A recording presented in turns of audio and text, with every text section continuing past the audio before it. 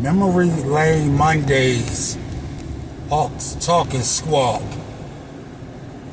My final 13 months in the JW org before I went about the process of having my baptism annulled.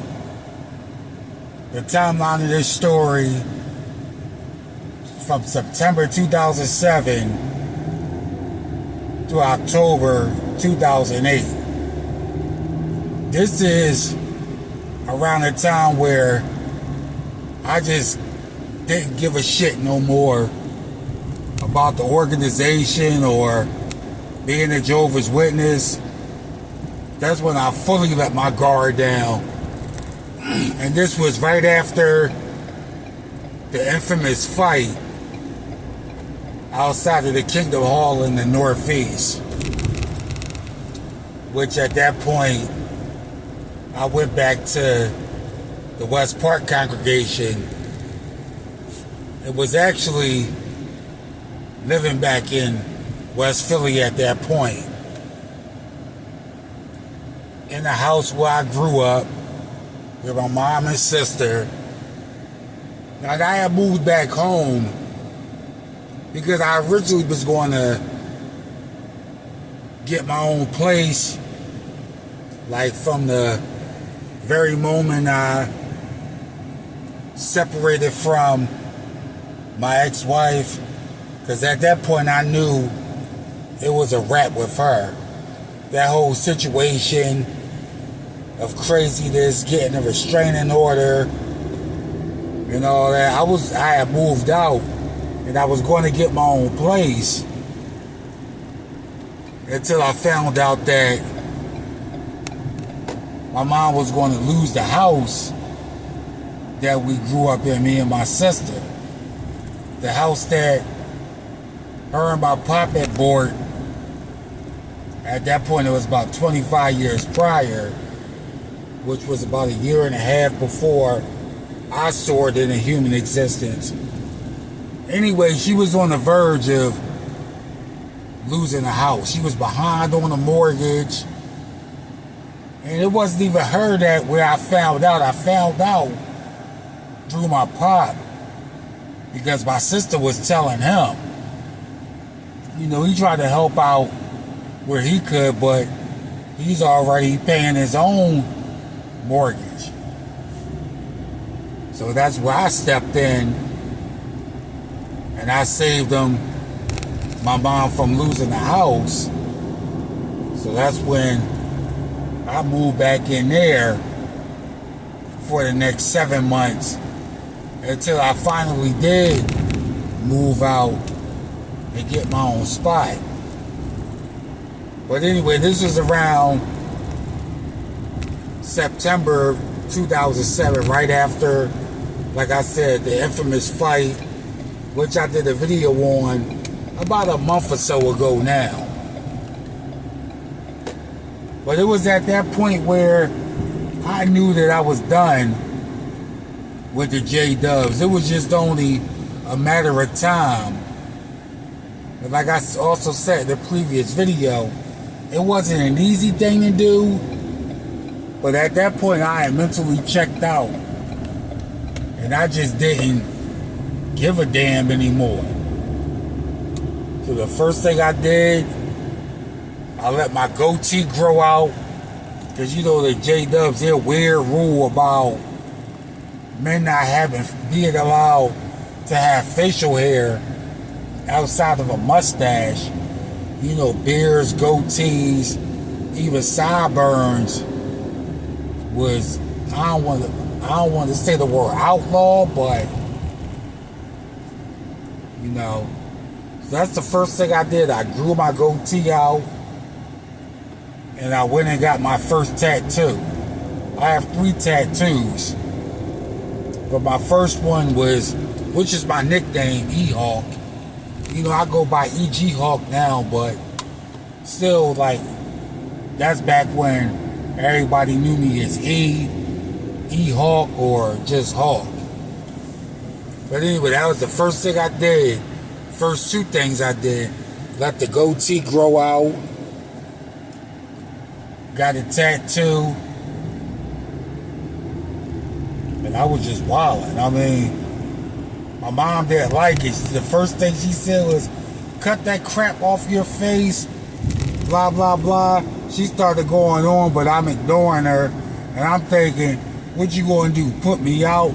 Like, no, when I paid that back mortgage to keep her from losing a house, I had her sign an agreement because I knew how she operated under that Jehovah's Witness influence. I knew she would try to use the cult to control me, trying to make sure I went to all of the meetings and went out and field service and all of that. But at that point, I was done.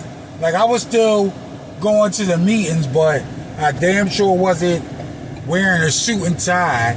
I mean, sometimes I was still throwing a suit, but I wasn't going to the meetings to pay attention. I was going to socialize.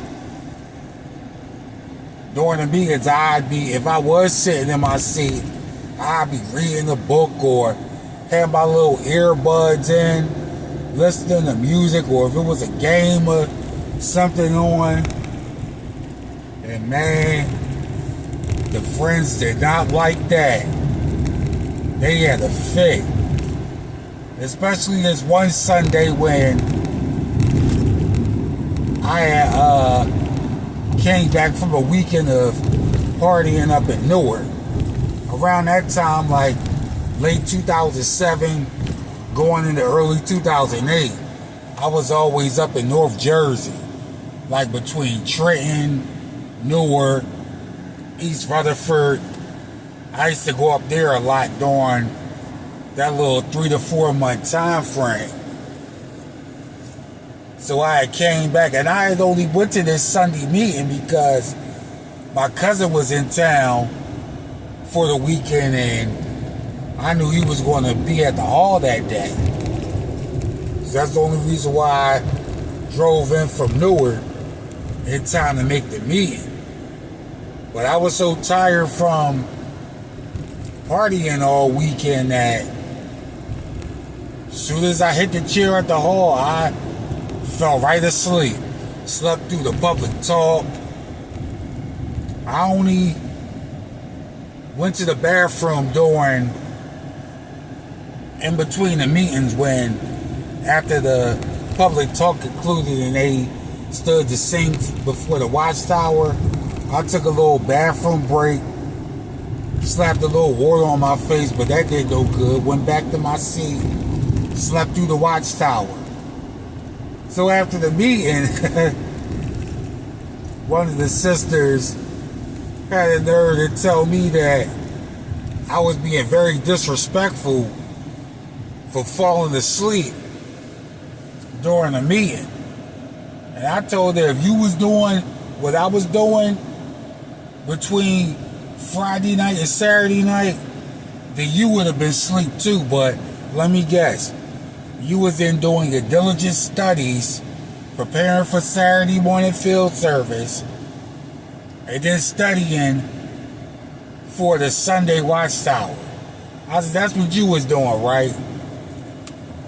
She was like, oh, you're very disrespectful. You always were rude, and I just flagged her and walked away. You know, of course, later on, my mom had the nerve to call herself trying to chastise me. But, you know, I mean, that was to no avail. Yeah, that did no good at all. But yeah, that was the point when I was only going to the hall just to socialize, hang with my cousin, my homies, whatever. They didn't like it at all. Especially the fact that my little cousin was disfellowshipped at the time, but yet we would be walking around the assembly, chopping it up, no care in the world. The the friends would be looking at me like, why is he hanging with him? I know that's his cousin, but he's this fellowship. I'm like, man, family first. And I said that to a couple of friends too. Family first. You know, my last couple of times at the Circuit Assembly and my final time at the convention, I did wear a suit. You know, had to still look good for the ladies. You know, collect my phone numbers. Majority of them I probably never even called. Especially the ones that seem spiritual or would be down with the things I'm down with. Anyway, I only got their number because they look good and just to add to my count. Yeah. Tall, you fellow ex-J-Dub brothers, like you know how it was. Talking to the sisters, getting phone numbers. To us, it was like a sport. You know? It is what it is. It was like a sport. So yeah, anyway, my cousin, the straight-laced J-Dub, him and my straight-laced J-Dub friend, they would see me and be like, you gotta cut that goatee, you look worldly. You know, a lot of people didn't really know I had a tattoo because whenever they see me, I always had on long sleeves or a suit jacket, so only a few people see my tattoo. I don't even think my mom ever seen it. Because at that time when I was back at home, she would never see my bare arms. Remember, this is like the fall going into the spring. And at times I would have on a short sleeve shirt or whatever, we just never came in contact. Because even though I was living back at home, like I was hardly ever in the house. When I was there, it was to sleep, you know, shower, dress, maybe eat a meal or two, but I was hardly ever there, especially on the weekends. I remember one Sunday I came home, you know, after being up in North Jersey over the weekend. I got back home, it was about 3 in the afternoon. My mom pulls up on the block. She has one of the older sisters in the car with her. They must have been doing field service or whatever, but she pulls up on me and was like, why weren't you at the Kingdom Hall today? You told me you was going to be at the meeting. I said, I told you I would try to be at the meeting. I said, it wasn't a guarantee. Man, she was fed up with me at that point and even had a nerve out. Now this was a conversation I had overheard her telling one of her good J-Dub friends that the only reason why she was letting me stay in the house,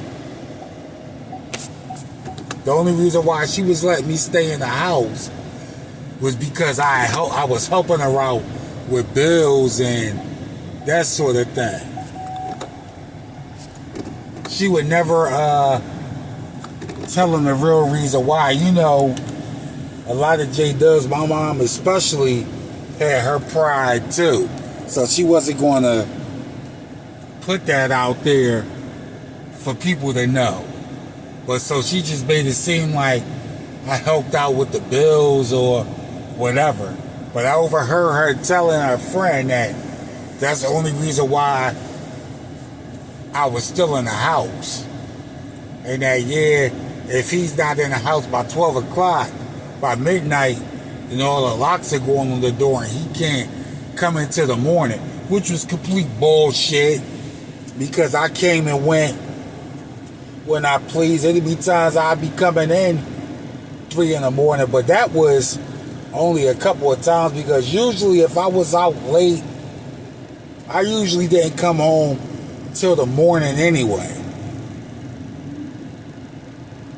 You know, and sometimes I would have the courtesy, because my mom was a kind of a night owl anyway.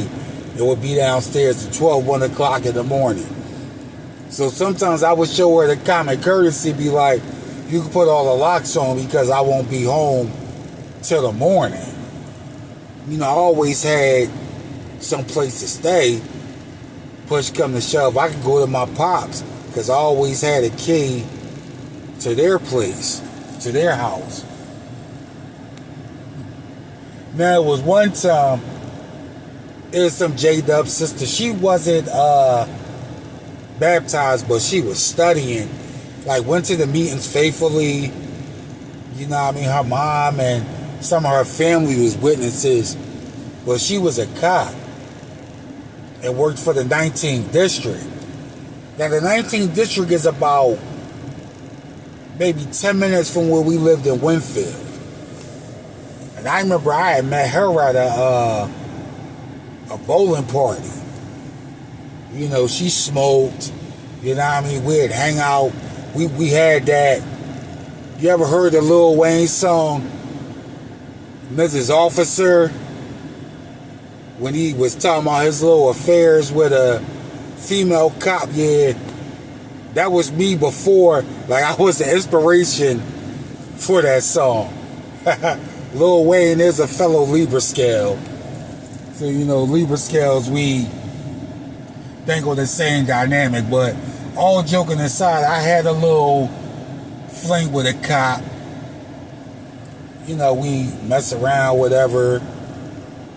So it was one night when I was at the house, you know, we're texting and she's bored. Because, you know, even though that time of morning, 2, 3 o'clock in the morning, there might be shit going on that requires the police's attention. This was one of the nights where she was bored sitting around the precinct doing nothing, and I just so happened to be up. I was like, why don't you come by? You know what I mean? And you chop it up for a minute. So she came by, we're outside talking, it's 3 in the morning. All of a sudden I hear, and we lived on a quiet block. Remember, this is Winfield, that's already a pretty quiet neighborhood. So I hear the front bedroom window open, and I look up and I hear my mom yelling out the window like, what's going on? Why are you talking to the police? I'm telling her, this is my friend. And she starts going on and on about, you're still married or whatever. I said, nah, we separated. And that divorce going to be finalized real soon. So, you know, your mom's trying to blow up the spot. She was good for doing that. So I just told her, I said, listen, hit me up and we'll get together on your next off day. You know what I mean? And that was that. But yeah, I only lived back at home for about 7 months from like that September. And I had finally moved out that February. I got my own spot because even though I had helped with the mortgage for them to keep the house or whatever, like I was still respectful. I didn't bring girls in there. I ain't smoke weed in the house. I didn't do none of that. So that's why I was hardly ever there anyway. And I moved out once my sister started working.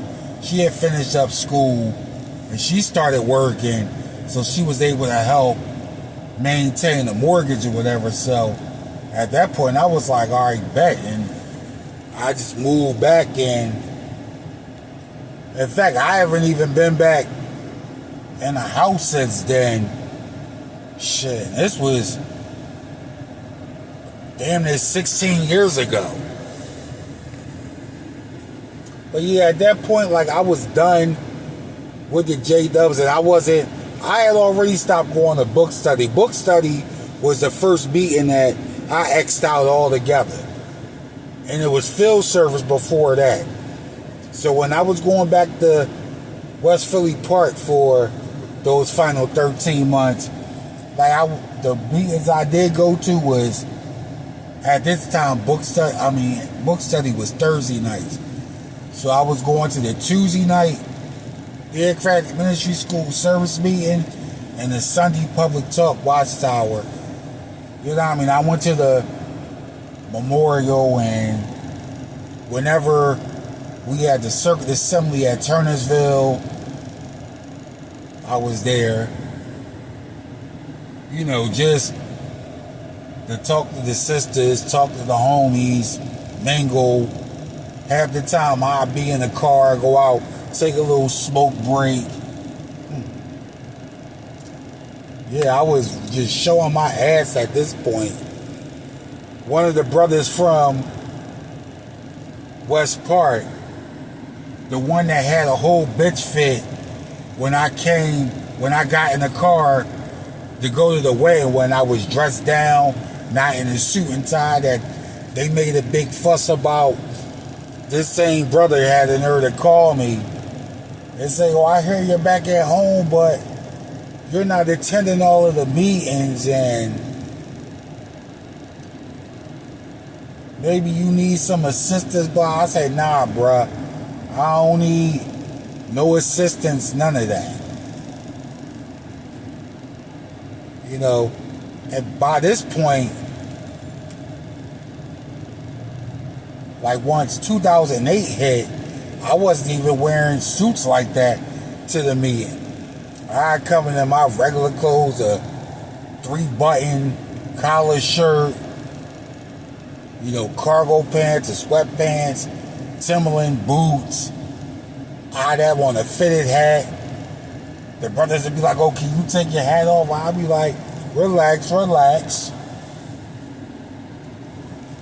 You know, they got to try to flex their power whenever they can with little bit.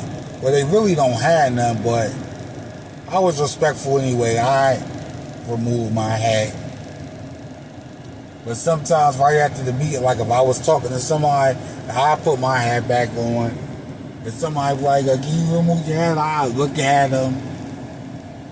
Maybe. But yeah, that was that. And once I moved out, that's when I started going to the meetings less and less. Like if I was there Tuesday, it was no guarantee I'd be there Sunday. And if I was there Sunday, ain't no guarantee I'd be there Tuesday. Sometimes I would come early. Sometimes I would come late and leave early. My mom was embarrassed at that point. She was embarrassed. I don't know what's gotten into my son. His breakup with his wife's really like, nah. Like, if anything, that broad helped me to see the light even brighter. It was mainly the reason why I stopped giving a shit to begin with, if anything. But not too long after I moved out, I meet Queenie, we wing up. I'm telling her about the cult and how they operate and the reason why I'm still there. And she made her jokes like, how can they determine if somebody's doesn't deserve to be a part of the congregation? Do they get an email from God or whatever? But and a lot of people blame Queenie for me leaving, which is the furthest from the truth, because I had already began preparing for my exit before I even met Queenie. And even after we winged up, it was still another 5 months before I left for good anyway. She remembers a couple of Sundays when she would come over and she would be there for the weekend, and this was probably the last time I wore a suit. And I think this is when West Park had the circuit overseer. I think it was that summer. I think it was that August 2008, about 2 months before I left. She remembered me putting on my all black suit, black shirt, a silver tie. And it's funny because this was the final time I wore a suit before we winged tied the knot 3 years later. So yeah, she remembers me going to a couple of meetings, even the 2008 district convention, which I only attended one day. At that point, they was going to Renton, and I went up there, I think that Sunday, just to mingle, collect a couple phone numbers. The numbers I did collect, I never called them. Remember, at this point, I'm in a relationship or whatever, and at that point, getting numbers was just for sport. But anyway, I think I attended my last meeting. Well, the last meeting I attended altogether was the 2009 memorial. This was after having my baptism annulled and all of that. But prior to having it annulled, the last meeting I attended was probably right after I turned 25. So it had to be like early October, because I left, it was the very end of October. So it was probably that first Sunday meeting after I turned 25, and I remember exactly what I was wearing. You know, gray 3-button polo, black sweatpants, you know, black Timberland boots, and a black Phillies fitted cap. That was the last meeting I attended before having my baptism and all. You know, I'm there in my regular clothes, my goatee. And I had on a long sleeve thermal under my 3 buttons, so nobody see my tattoo.